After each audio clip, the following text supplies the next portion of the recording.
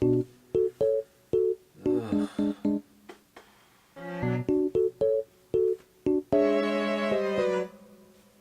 that the time? I need to make a video.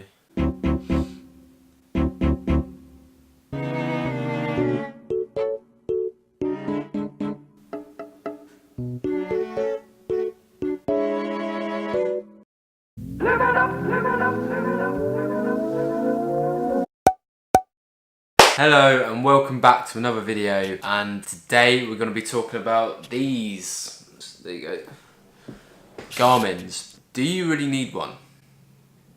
That is the question we're going to be answering today. If you haven't already, please click on the subscribe button, put the bell on as well, so you're notified when more content is coming from this channel. To get to the point, fitness trackers and GPS watches. Do you really need one? For me, this is an essential piece of kit for anyone that is getting serious about running. And when I say serious, I mean something that you're going to invest time and your hard-earned money in it as well. Because unfortunately, running isn't always cheap. And if you want to do it the right way, you may have to invest in some pretty expensive kit. Sorry. These little beauties are an absolute game changer, and they really help me to make the next step into running. But why should you buy one of these watches? What's in it for you? And just for reference as well, this is a Garmin Forerunner 235 and it retails for about, I think it was 185, and it has lasted me so well so far. I've had it since about June 2018. It's one of the best investments I think I've made while I've been running.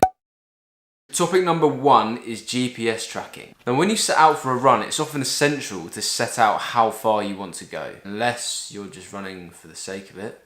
So having a GPS tracker on your wrist is very, very convenient. Now the reliability of the GPS tracking device on your wrist varies, but if you're paying a good price and you look at the reviews and you're buying it from a reliable brand, then by all means, you should really buy one of these GPS tracking watches. My Forerunner 235 is very, very accurate. I haven't really had any problems with it so far. Now and again, they can be out by literally a couple of seconds maybe, or even a few, like 100 meters if you're tracking your distance. But other than that, if you're buying a good watch, Garmin I would recommend, you should be absolutely fine. There wouldn't be any problems with the GPS tracking device. One thing though, is that they do take a little bit of time to warm up. So just make sure that when you're using one, you've had it switched on for a reasonable amount of time so that the GPS can actually connect.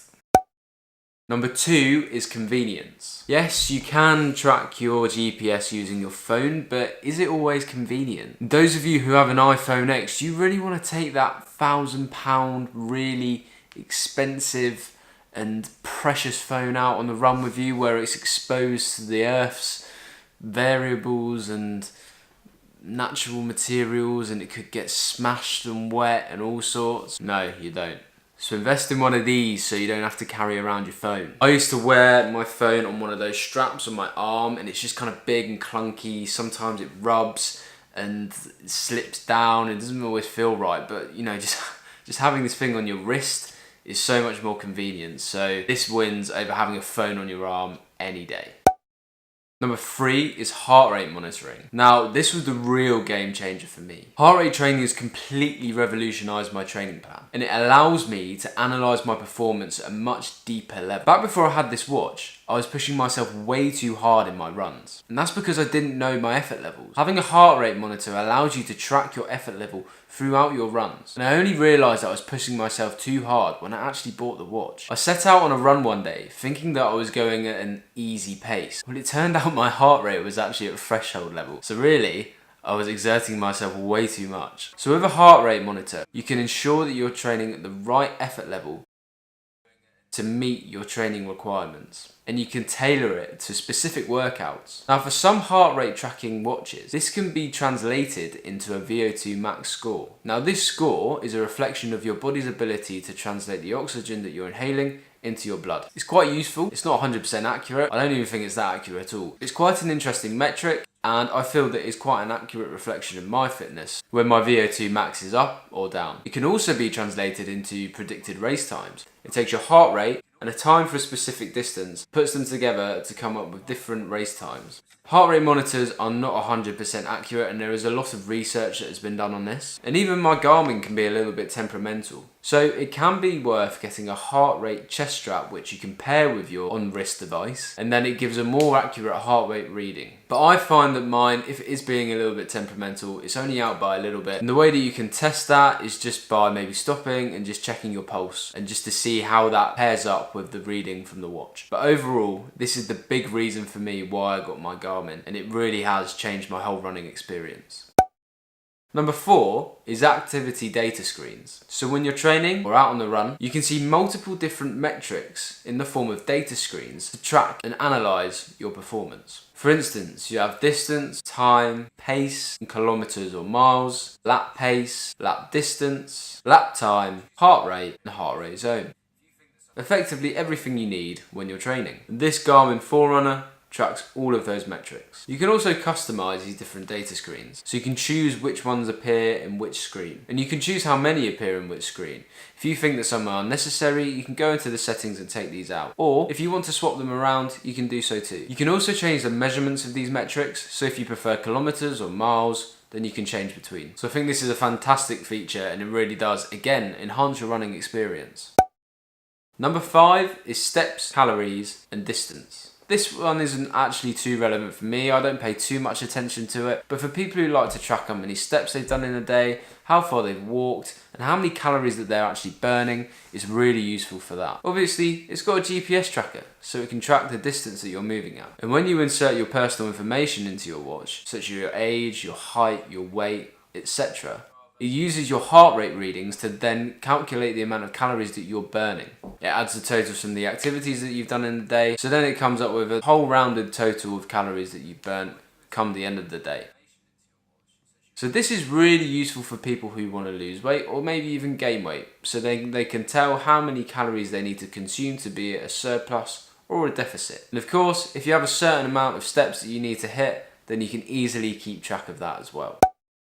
Number 6 is apps. Now my Garmin Forerunner 235 connects to multiple apps, and I can download the data from my Garmin to the Garmin app called Garmin Connect. So once this data has been downloaded into Garmin Connect, I can then translate it to apps such as Strava or even MyFitnessPal. So it really is useful. And then when you've downloaded this data, it's there and it's stored as a historical database. So you can keep reverting to it and looking at your performance and how you compare. I find this really, really useful because I use Strava a lot, and I didn't really want to use Garmin Connect all the time.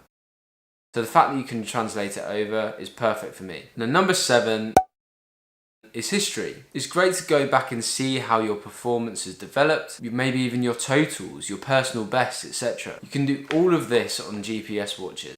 You can see all your saved activities, you can see all your personal records for distances such as 5k, 10k, half marathon, and you can see your totals. So for me, when I need to keep track of how many miles that I've ran in 1 week, I can keep track of that and I can see that over a period of time as well. And that's really important for my marathon training, as I need to keep upping the miles each week. But it's also great if you want to see monthly totals as well. I find it fascinating to look back and see how much I've progressed since I first got my GPS watch in June.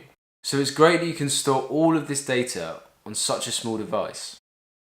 And of course, if you download it into Strava and Garmin Connect and MyFitnessPal, then you can keep it there too. Finally, number 8 is battery life. Now this tends to last me about 4 or 5 days. Flat out, super. I wear it to bed, use it on my runs, I use it just during the day in general. I use it literally all the time, and the battery life so far, I've had it for 8 months and it's not diminished. Now these kind of devices do vary in terms of how long they last, so just make sure you do your research and find the one which is right for you. So that's all of the key reasons why you should get a GPS or activity tracking watch. I made the move back in June and I haven't regretted it. I use this every single day and it has really become like a necessity for me. My Garmin has now become a piece of me. So if you're getting serious about running and you feel like you need all of these features on a watch, then invest. Why not? Depending on how much money you want to spend and of course what kind of specs you want, just make sure you do the research and you get the watch which is right for you. The Garmin Forerunner 235 is the perfect one for me, but if you want added features, then maybe go for something like a Garmin Phoenix, which is a bit more expensive but it has more specs to it. Or maybe if you want something a little bit more simple, go for a Fitbit. They're really good for activity tracking. Just make sure you do your research and buy them from a reputable brand. But I'd say for runners, these are the most handy pieces of kit that you can get. So that's going to wrap up the video. I hope you found that really useful, and maybe you're going to invest in a GPS or activity tracking watch now, and I hope you find the right one for you. If you enjoyed today's video, please like, subscribe, and even share and leave a comment down below. Any support really does mean a lot. Check out my other videos as well to see how my training's going, and hopefully I'll see you in the next one of Road to 26.2.